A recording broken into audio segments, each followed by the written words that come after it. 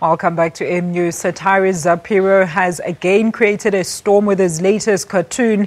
He has been widely criticized by some, while others have praised his latest artwork, which depicts President Jacob Zuma doing up his pants while three men hold a woman representing South Africa down.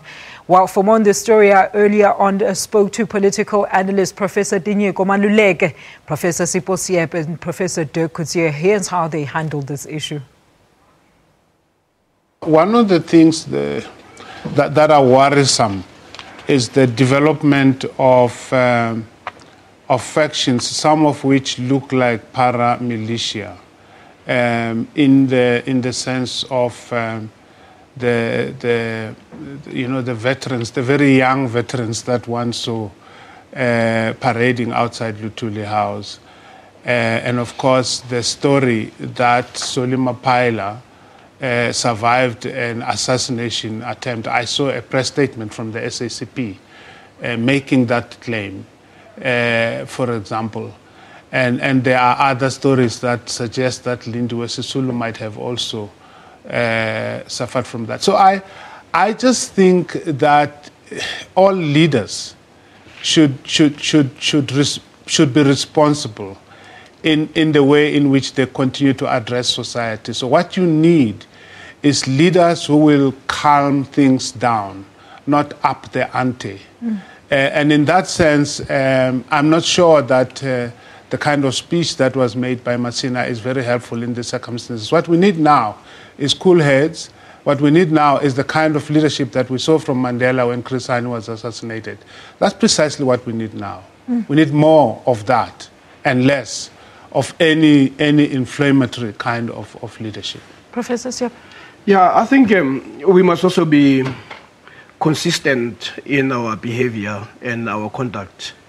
You know, when you have white people marching, carrying bananas, calling black people baboons and all that, it doesn't matter how much you hate Jacob Zuma, the president. You cannot, as a black person, just because you hate this person, turn a blind eye to the level of racism that we actually saw. Yeah. And there are some amongst us who would turn a blind eye to that. And unfortunately, that will polarize the nation. And one of the concerns that, in as much as one should actually expect leaders not to be adding fire or almost coming up with inflammatory statement, we, all of us, wherever we are, we must condemn that type of behavior. That also links to the issue of Zapiro. There are some people who have taken it upon themselves to use artwork as a way of insulting black people. And if you're a black person, and when you've never been a black person, you don't know what that means. Because our fathers, our mothers have been called girls and boys, and they've been called baboons. We know of some courts who have allowed evidence where a white person said, no, I thought what I was shooting was a monkey or a baboon, and the people get away with it. And when you are black and you don't express your outrage on that, you're also part of the problem. So I think in as much as one will condemn the language that is used by Masina, I do think that those of us who value this democracy should actually be saying, we made a pact in 1994 to move forward to create a non-racial, non-sexist society. But what it also showed in the last week, that South Africa remains multiracial. We have not made headway towards a non-racialism. We have not made way into non-sexist.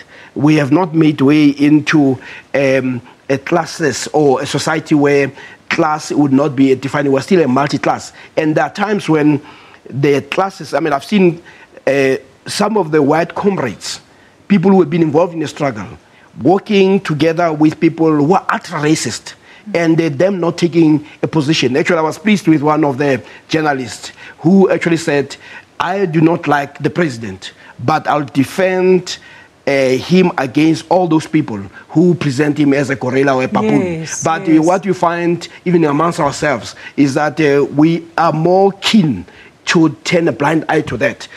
In fact, what ends up happening is that we are the monkeys if we don't condemn that behavior. Yes. Professor Coetzee, what do you think about this whole debacle? Because then it brings about two discussions. What are these people then really marching against?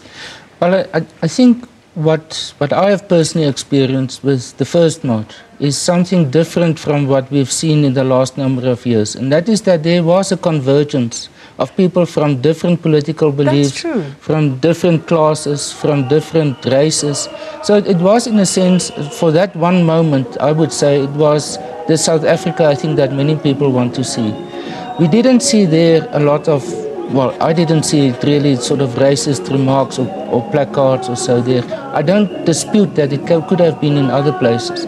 But I think what the mayor was saying was, in a sense, linking up with what President Zuma was saying about that it is a racist march, in order to delegitimize the march in general as being a white march, basically, against him as a black person then, and that it was therefore not about genuine political issues, but rather that it was still sort of the old apartheid narrative that existed.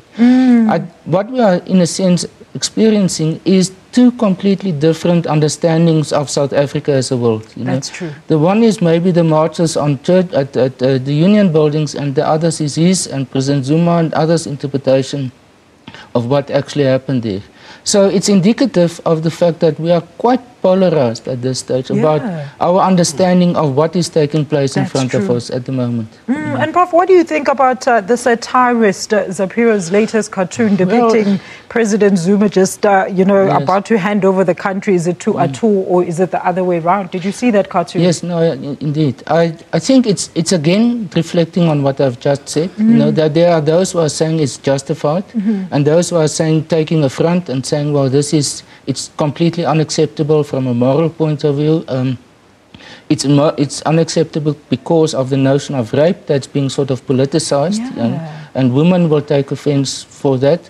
And then it is, in a sense, taking us back to the original cartoon, which was about justice. I think Zapiro has taken it a little bit too far, in my view, because rape is not a metaphor. You can't use rape as a metaphor in a country like ours. It's also a bit tired because he has used this metaphor before for the same kind of reasons. So you can't have a painting that in a country with the problem of rape like we have, that depicts South Africa as a woman. I mean, a man commenting on rape in the way that Zapiro does is wrong.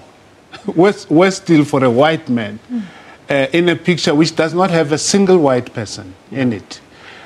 So I think Zapiro has taken it a little bit too far. He is no better than those that placard I saw of the people with bananas. It's the same kind of trope.